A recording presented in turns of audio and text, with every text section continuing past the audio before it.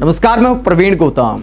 दोस्तों, बिहार में अगर इस वक्त चुनाव प्रचार की बात करें तो ऐसा लगता है कि दो ही नेता चुनाव लड़ रहे हैं। एक है तेजस्वी यादव और दूसरे हैं प्रशांत किशोर। दोनों की ही चर्चे बिहार में हैं। बीजेपी फिलहाल बैकफुट पर है और जब बीजेपी बैकफुट पर दिखाई दे रही है तो सहयोगी अल्टीमेटम देने लगे हैं। जीतन राम मांझी ने खुला अल्टीमेटम दिया है कि अगर इतनी सीटें नहीं मिली तो 100 सीटों पर चुनाव लड़ूंगा। पीएम मोदी ने मंत्री बना दिया, इतने भर से खुश नहीं है जीतन राम मांझी। और क्या अल्टीमेटम दिया है, क्यों अपमानित महसूस कर रहे हैं, अपने दिल का दर्द बयां किया मीडिया के सामने जीतन राम मांझी ने, या यूं भी कह सकते हैं कि एक ट्रम्प कार्ड खेला है। एक दबाव बनाने की कोशिश नजर आती है बीजेपी पर, पीएम मोदी पर और बाकी दलों पर। क्या कहा जीतन राम मांझी ने? जीतन राम मांझी की पार्टी को चूंकि मान्यता नहीं है, निबंधित दल के रूप में अब भी दर्ज है, अब पार्टी को मान्यता दिलानी है तो चुनाव आयोग के नियमों के मुताबिक सीट हासिल करनी होगी या फिर वोट शेयर हासिल करना होगा। अब जीतन राम मांझी कहते कि भैया 10 साल हो गए पार्टी बनाए हुए, अब भी अगर निबंधित पार्टी का दर्जा है तो बहुत अपमानित महसूस होता है। और अल्टीमेटम देते हुए क्या कहते हैं, अगर 8 सीट लाने के लिए कम से कम हमको 15, 16 से 20 सीट मिले तभी ना आ सकते हैं। यानी जीतन राम मांझी का कहना है कि 15 से 20 सीट के बीच अगर हमें दी जाएंगी तभी तो 8 सीट आ सकती हैं, जो कि जीतन राम मांझी की पार्टी को मान्यता प्राप्त करने के लिए चाहिए। आगे जीतन राम मांझी कहते हैं सब सीट पर हम जीत जाएंगे, ये बात तो है नहीं। तो अगर 60% स्कोरिंग सीट माना जाएगा तो भी अगर कहा जाएगा तो 15 सीट की बात आती है। 15 सीट हमको मिलेगा तो हम 8 सीट जीत जाएंगे। तो एक क्राइटेरिया तो ये है, और नहीं तो फिर हम भी 50 या 100 सीट पर लड़ेंगे। हर जगह हमारा 10,000, 15,000 हमारा वोटर्स है। जीत के 6% हम वोट ले आएंगे, हम मान्यता प्राप्त कर लेंगे। 10 वर्ष हमारी पार्टी को हो गया, अब हम निबंधित पार्टी रहने में अपने आप को अपमानित समझते हैं।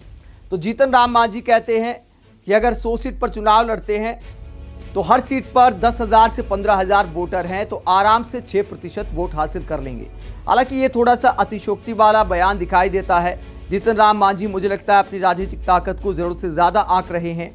जब अल्टीमेटम देते हुए जीतन राम मांझी बस 15 सीटों की मांग कर रहे हैं कि 15 से 20 सीट मिल जाएं, तो 100 सीटों पर 10 से 15,000 वोट आखिरकार कैसे हो सकते हैं। दोस्तों, ये भी समझ नहीं आता कि विचारधारा के हिसाब से बीजेपी जीतन राम मांझी को इतना भाव क्यों दे रही है, मोदी जी ने मंत्री क्यों बना रखा है। बीजेपी के बहुत सारे नेता इस विचारधारा पर काम करते हैं कि जो भगवान राम का नहीं वो किसी काम का नहीं। अब जीतन राम मांझी ने भगवान राम को क्या क्या बोला है, बड़े बड़े मीडिया हाउस की वेबसाइटों पर क्या क्या छपा है, जीतन राम मांझी को लेकर किस तरह की खबरें चलाई गई, या तो बीजेपी वाले बोल दे कि भैया ये खबरें झूठी हैं, वरना ये दिखाता है कि धर्म के नाम पर सिर्फ राजनीति की जाती है, धर्म के नाम पर सिर्फ विपक्षी दलों को कोसा जाता है।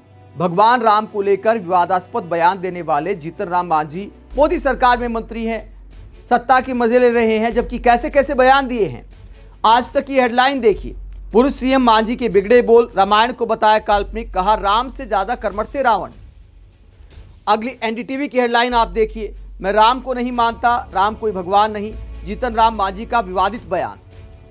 तो ये एनडीटीवी ने खबर लगाई है, या तो बीजेपी वाले और जीतन राम मांझी बोल दे कि भैया ये खबरें झूठी हैं, हमें बदनाम किया जा रहा है। दैनिक जागरण की बड़े अखबार की हेडलाइन आप देखिए, रामचरितमानस को मत मानो, इसमें कचरा भरा है, सीएम की कुर्सी जाने का दुखड़ा रोया। जीतन राम मांझी का ये बयान छापा गया है 2023 का। तो बड़े बड़े मीडिया हाउस ने जीतन राम मांझी के बयान छापे हैं, तो क्या बीजेपी वालों को दिखाई नहीं देते? पीएम मोदी आखिरकार इतना भाव क्यों देते हैं? दोस्तों, ये पूरा मामला दिखाता है कि सत्ता सर्वोपरि है। धर्म की राजनीति के नाम पर भी उन लोगों के बयान को किनारे कर दिया जाता है जो बीजेपी के साथ आ जाते हैं। जीतन राम मांझी जैसे नेता भी उनमें शामिल हैं। इसके अलावा नरेश अग्रवाल जैसे नेता भी उनमें शामिल हैं, जिन्होंने संसद में भगवान राम को लेकर फुहड़ बयान दिया था। उस वक्त बीजेपी ने हंगामा बरपा दिया था, लेकिन पाला बदलकर अगर कोई बीजेपी के साथ आ जाए तो सारे गुनाह माफ हो जाते हैं।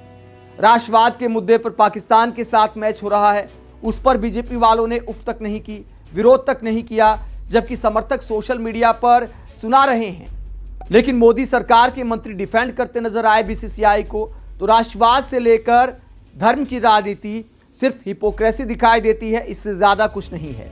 आप इस पूरे मुद्दे पर क्या सोचते हैं, कमेंट बॉक्स पर अपनी राय जरूर दें। साथ ही चैनल को सब्सक्राइब भी करें। नमस्कार।